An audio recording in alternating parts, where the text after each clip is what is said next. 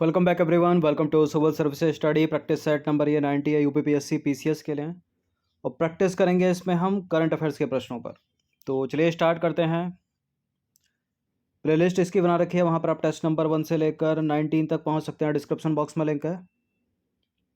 बाकी इस सीरीज़ की फुल टेस्ट सीरीज़ प्राप्त कर सकते हो आप, ठीक है। डिस्क्रिप्शन बॉक्स में नंबर है, उस पर कॉल या व्हाट्सअप करके। तो पहला प्रश्न है, 23 सितंबर 2022 को केंद्र सरकार ने किसे अखिल भारतीय आयुर्विज्ञान संस्थान यानी एम्स नई दिल्ली का नया निदेशक नियुक्त किया है? बताइए। Doctor P K. Pal, doctor S N. Sen, doctor Randeep Guleria, doctor M. Srinivas. इन्हीं को नियुक्त किया गया है और इनका नाम है डॉक्टर एम. श्रीनिवास, ठीक है। ऑप्शन नंबर ए है इसका आंसर। और एम्स का डायरेक्टर जो थे अभी तक वो थे रणदीप गुलेरिया, ठीक है। इनको देखा होगा आपने यूट्यूब पर भी, न्यूज़ में भी। और इन्हीं का स्थान लिया है डॉक्टर एम. श्रीनिवास ने। तो अब से यही रहेंगे। 5 साल या 65 वर्ष की आयु जो भी इनका पहले पूरा हो जाएगा तब तक ये इस पद पर बने रहेंगे। तो यह डॉक्टर रणदीप गुलेरिया का स्थान लेंगे। इनका कार्यकाल 5 वर्ष या 65 वर्ष की आयु जो भी पहले पूरा हो जाए, ठीक है, तब तक ये डायरेक्टर रहेंगे एम्स के।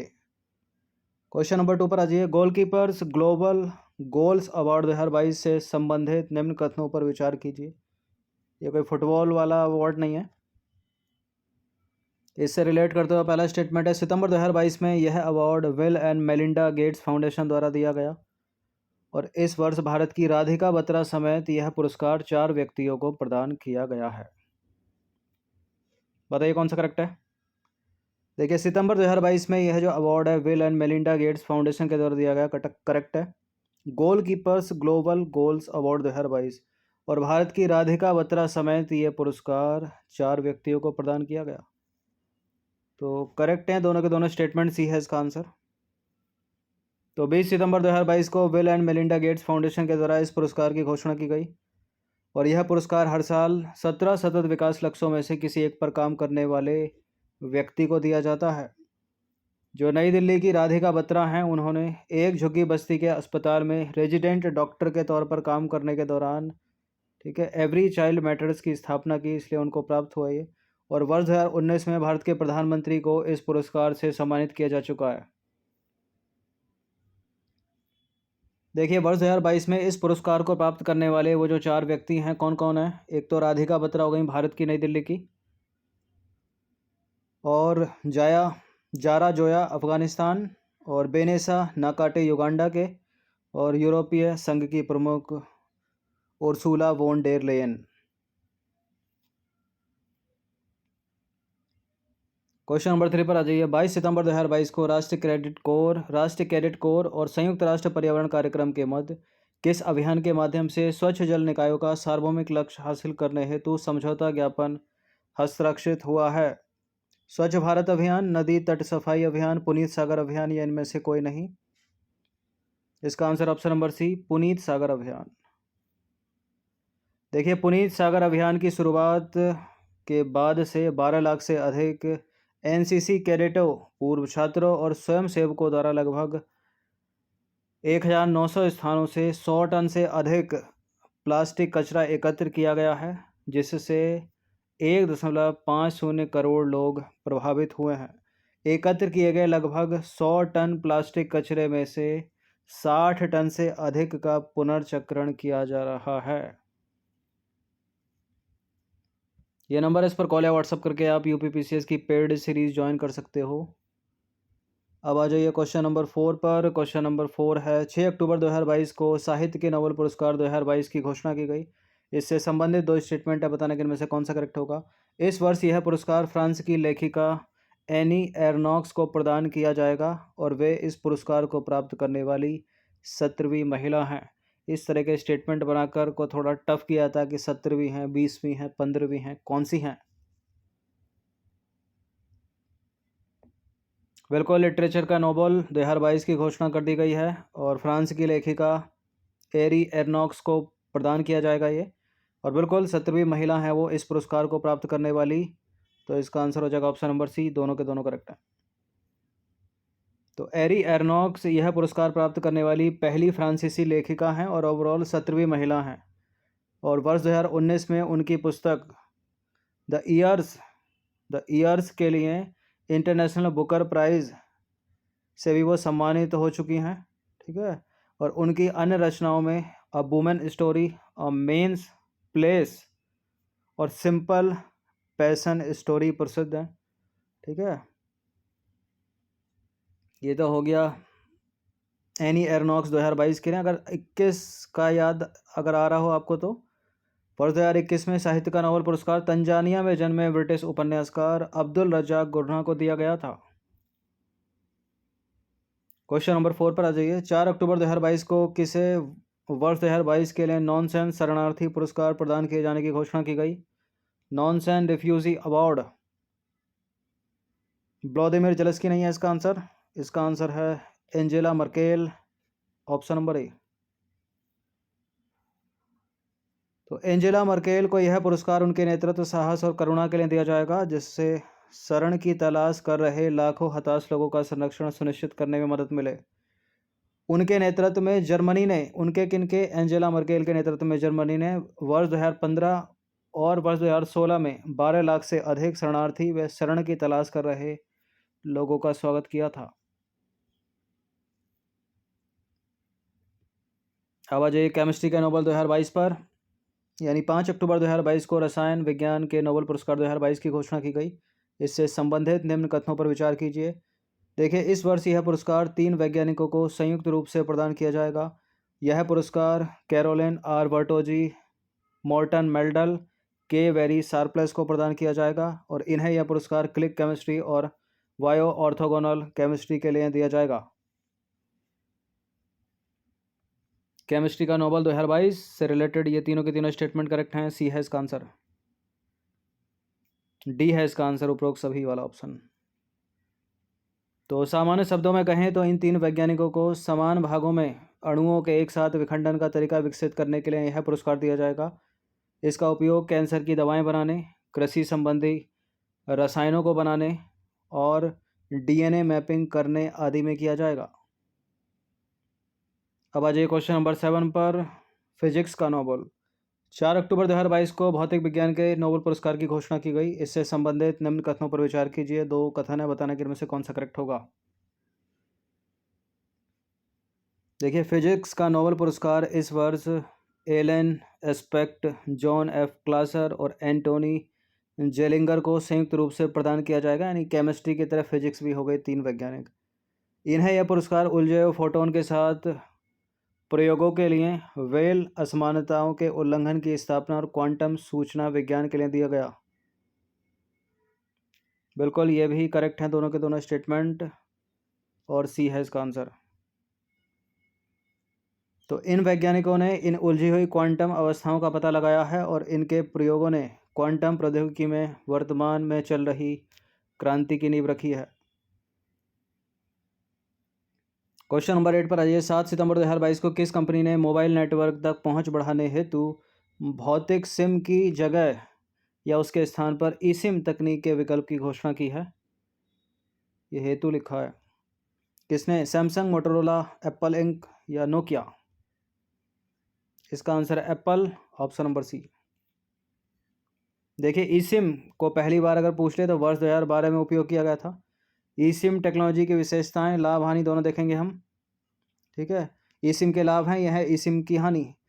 देखिए, फिजिकल सिम प्लांट की ज़रूरत नहीं पड़ती ई सिम में। ऑपरेटर परिवर्तित करने पर सिम कार्ड बदलने की आवश्यकता नहीं होती इसमें। और फ़ोन के हीट होने या भीग जाने पर ई सिम पर कोई प्रभाव नहीं पड़ता। और ई सिम की खामियां देखें तो सिम कार्ड की तरह स्विच करना आसान नहीं है इसको। ठीक है। जैसे वोडा का लगा के एयरटेल का डाल दिया, एयरटेल का निकाल के जियो का डाल दिया। स्मार्टफोन से हटाया नहीं जा सकता और उपभोक्ताओं की गतिविधियों को ट्रैक करना आसान है इसमें। ठीक है। उसकी तो प्राइवेसी जा रही है ना, इसलिए हानि में डाल दिया है पॉइंट। क्वेश्चन नंबर 9 पर आ जाइए। 22 सितंबर 2022 को हिलरी मेंटल का निधन हो गया। कौन थी वो? कौन थी वो? वो थी लेखिका, ऑप्शन नंबर ए। देखिए, हिलरी मेंटल प्रसिद्ध ब्रिटिश लेखिका और 2 बार बुकर पुरस्कार प्राप्त करने वाली पहली महिला थी। और पहली बार उन्होंने वर्ष 2009 में अपने लोकप्रिय उपन्यास द वुल्फ के लिए बुकर पुरस्कार जीता था। ठीक है, उसके बाद 2012 में जीता उन्होंने अपने उपन्यास ब्रिंग अप द बॉडीज के लिए। Hillary mental. 10वां प्रश्न है, वर्ष 2022 में विश्व नदी दिवस कब मनाया गया? 25 सितंबर को मनाया गया। देखिए, विश्व नदी दिवस प्रतिवर्ष सितंबर महीने के चौथे रविवार को मनाया जाता है, यानी वर्ष 2022 में मनाया गया 25 सितंबर को। इस दिवस को मनाए जाने का उद्देश्य है नदियों के संरक्षण के बारे में जागरूकता बढ़ाना। क्वेश्चन नंबर 11 पर आ जाइए। 25 सितंबर 2022 को संपन्न बर्लिन मैराथन 2022 में पुरुष वर्ग का खिताब किसने जीता है? इलियड किपचोगे ने जीता है। ऑप्शन नंबर ए है इसका आंसर। देखिए, इलियड किपचोगे ने यह मैराथन 2 घंटे 1 मिनट 9 सेकंड में जीतकर नया विश्व रिकॉर्ड बनाया है और उन्होंने इससे पहले बर्लिन मैराथन में ही अपने बनाए गए रिकॉर्ड में 30 सेकंड का सुधार किया है। किपचोगे ने चौथी बार बर्लिन मैराथन जीता है और उन्होंने इसके साथ ही हेले ग्रेब सेलासी के सर्वाधिक 4 बार यह खिताब जीतने के रिकॉर्ड की बराबरी कर ली है इलियड किपचोगे ने। 12वां प्रश्न है, दिलीप ट्रॉफी 2022-23 का खिताब किसने जीता? पश्चिम क्षेत्र, दक्षिण क्षेत्र, पूर्वी क्षेत्र या उत्तरी क्षेत्र? दिलीप ट्रॉफी 2022-23 का खिताब दक्षिण क्षेत्र को हराकर पश्चिम क्षेत्र ने जीता है। ये है इसका आंसर। तो दिलीप ट्रॉफी 2022-23 का आयोजन 8 से 25 सितंबर 2022 के मध्य तमिलनाडु और पुदुचेरी में किया गया। दिलीप ट्रॉफी 2022-23 का खिताब पश्चिम क्षेत्र ने दक्षिण क्षेत्र को पराजित करके 19वीं बार जीता है। अब आ जाइए क्वेश्चन नंबर 13 पर। 3 अक्टूबर 2022 को चिकित्सा विज्ञान के क्षेत्र में नोबेल पुरस्कार की घोषणा की गई। इससे संबंधित निम्नलिखित कथनों पर विचार कीजिए। देखिए, इस वर्ष यह पुरस्कार स्वीडन के आनुवंशिकी वैज्ञानिक स्वमते पावो को प्रदान किए जाने की घोषणा की गई और उन्होंने यह पुरस्कार विलुप्त होमिनिन और मानव विकास के जीनोम से संबंधित उनकी खोजों के लिए प्रदान किया जाएगा। ठीक है, मेडिसिन या कह लो इसको फिजियोलॉजी या कह लो इसको हिंदी में चिकित्सा, ये करेक्ट है दोनों के दोनों स्टेटमेंट। स्वमते पावो, ऑप्शन नंबर सी है इसका आंसर। देखिए, स्वमते पावो के अध्ययन से पूर्वजों की तुलना में आधुनिक मानव की प्रतिरोधक प्रणाली और उनकी विलक्षणता के संबंध में खास जानकारियां मिलती हैं और पूर्वजों और आधुनिक मानव के लिए संपूर्ण निएंडरथल जीनोम को क्रमबद्ध करना उनकी प्रमुख उपलब्धियों में शामिल है। क्वेश्चन नंबर 14 पर आ जाइए। National aeronautics and space administration यानी नासा ने अपने किस मंगल मिशन के अंतर्गत मंगल ग्रह पर ऑक्सीजन निर्माण के लिए मॉक्सी उपकरण का प्रयोग के लिए भेजा था? मॉक्सी उपकरण को प्रयोग के लिए भेजा था। इनसाइट, मार्विन, परसेवरेंस या क्यूरोसिटी? बताइए। इसका आंसर है परसेवरेंस, ऑप्शन नंबर सी। तो नासा के परसेवरेंस को रोवर मिशन के हिस्से के रूप में मंगल ग्रह पर भेजा गया था। इसका उपकरण कौन सा था? मॉक्सी। ठीक है, इसका मॉक्सी उपकरण मंगल ग्रह पर दिन रात और वर्ष के लगभग किसी भी समय ऑक्सीजन का निर्माण करने में सक्षम है। तो मॉक्सी उपकरण का नाम याद रखिएगा। देखिए, नासा के मार्स एक्सप्लोरेशन प्रोग्राम के रूप में इसे कब लॉन्च किया गया था? जुलाई 2020 में लॉन्च किया गया था परसेवरेंस को, और फरवरी 2021 में इसने मंगल ग्रह पर सफलतापूर्वक लैंड किया। और इसरो रोवर से पहले इसरो, यहाँ परसेवरेंस होना चाहिए, परसेवरेंस रोवर से पहले नासा द्वारा क्यूरोसिटी रोवर जो है मंगल ग्रह पर भेजा गया था, जो सफल रहा। क्वेश्चन नंबर 15 पर आ जाइए। 1 अक्टूबर 2022 को कहाँ से देशव्यापी स्वच्छ भारत 2022 कार्यक्रम का शुभारंभ किया गया? स्वच्छ भारत कार्यक्रम 2022 का शुभारंभ किया गया प्रयागराज से। देखिए, 1 महीने तक चलने वाले देशव्यापी स्वच्छता कार्यक्रम की शुरुआत 1 अक्टूबर 2022 को उत्तर प्रदेश के प्रयागराज से की गई और युवा कार्यक्रम विभाग ने इस स्वच्छता कार्यक्रम के माध्यम से 1 करोड़ किलोग्राम, कितना? 1 करोड़ किलोग्राम प्लास्टिक कचरे को एकत्र करने और उससे निपटने का लक्ष्य रखा है। और इसका आयोजन देश भर के 744 जिलों के 6 लाख गाँव के नेहरू युवा केंद्र संगठन से संबद्ध युवा मंडलों और राष्ट्रीय सेवा योजना से संबद्ध स्थानों के नेटवर्क के माध्यम से किया जा रहा है। साथ ही यह जो अभियान है स्वच्छ काल अमृत काल का मंत्र देगा और जन भागीदारी के माध्यम से स्वच्छता के इस कार्यक्रम को एक जन आंदोलन बनाएगा। क्वेश्चन नंबर 16 पर आ जाइए। मृदा स्वास्थ्य कार्ड की शुरुआत कहाँ से की गई थी? बताइए। उत्तर प्रदेश से, मध्य प्रदेश से, गुजरात से, राजस्थान से। मृदा स्वास्थ्य कार्ड की शुरुआत की गई थी राजस्थान से, राजस्थान के सूरतगढ़ से। तो मृदा स्वास्थ्य कार्ड की शुरुआत फरवरी 2015 में प्रधानमंत्री के द्वारा राजस्थान के सूरतगढ़ से की गई थी। तो ऑप्शन नंबर ए है इसका आंसर। क्वेश्चन नंबर 17 पर आ जाइए। किस पौधे को जंगल की आग यानी फ्लेम ऑफ द फॉरेस्ट कहा जाता है? खैर, यूकेलिप्टस, पलास या रबर? बताइए।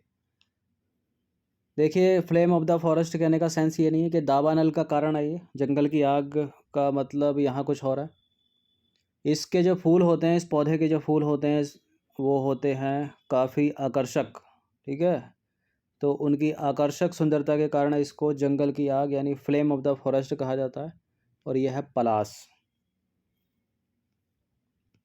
तो पलास एक वृक्ष है जिसके फूल बहुत ही आकर्षक होते हैं। इसके आकर्षक फूलों के कारण इसे जंगल की आग भी कहा जाता है। पलास का फूल जो है उत्तर प्रदेश का राज्य पुष्प है। नंबर 18 पर आ जाइए। हंगरी की पहली महिला राष्ट्रपति हैं कौन? कैटलिन नोबाक हो जाएगा यहाँ सही उत्तर, ऑप्शन नंबर ए। तो कैटलिन नोबाक जो है हंगरी की पहली महिला राष्ट्रपति चुनी गई हैं और वह 44 साल की उम्र में हंगरी की सबसे कम उम्र की राष्ट्रपति भी हैं और राष्ट्रपति के रूप में उन्होंने जोनास एडर की जगह ली है। और कैटलिन नोबाक 5 साल के कार्यकाल के लिए इस पद पर रहेंगी। ये 4 चीज़ें कैटलिन नोबाक से रिलेटेड इम्पोर्टेंट है। ठीक है, बाकी पढ़ना हो तो इनको ही पढ़ लीजिएगा। क्वेश्चन नंबर 19 पर आइए। वैश्विक जोखिम रिपोर्ट कौन जारी करता है? वैश्विक जोखिम रिपोर्ट जारी करता है वर्ल्ड इकोनॉमिक फोरम यानी विश्व आर्थिक मंच। तो वैश्विक जोखिम रिपोर्ट विश्व आर्थिक मंच के द्वारा जारी किया जाता है। ऑप्शन नंबर डी है इसका आंसर। क्वेश्चन नंबर 20 पर आ जाइए। अक्सर समाचारों में रहने वाली बेटी बचाओ बेटी पढ़ाओ योजना निम्नलिखित में से किन मंत्रालयों की संयुक्त पहल है? महिला एवं बाल विकास मंत्रालय, स्वास्थ्य एवं परिवार कल्याण मंत्रालय, गृह मंत्रालय, मानव संसाधन विकास मंत्रालय। नीचे दिए गए कूट की सहायता से सही उत्तर का चुनाव कीजिए। 1 2 1 2 4 1 3 4 1 2 3 4। देखिए, बेटी बचाओ बेटी पढ़ाओ में गृह मंत्रालय शामिल नहीं है, मिनिस्ट्री ऑफ होम अफेयर्स नहीं है, तो 2 जहाँ जहाँ उसको हटा दीजिए। बाकी महिला एवं बाल विकास मंत्रालय है, स्वास्थ्य एवं परिवार कल्याण मंत्रालय, मानव संसाधन विकास मंत्रालय। 1 3 4 1 3 4 वाला ऑप्शन देखिए। 1 3 4 जहाँ जहाँ 2 है उसको एलिमिनेट एलिमिनेट एलिमिनेट।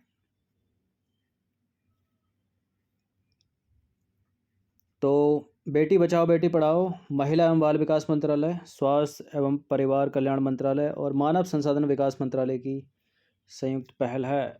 इसकी शुरुआत हुई थी हरियाणा से। तो ये 20 प्रश्न थे इंपॉर्टेंट, इनकी प्रैक्टिस कर लीजिएगा 1 से 2 बार। बाकी इन सभी टेस्ट का PDF प्राप्त कर सकते हो। ये नंबर है, उस पर कॉल या व्हाट्सअप करके, जो मिलेगा आपको पेड टेलीग्राम ग्रुप में।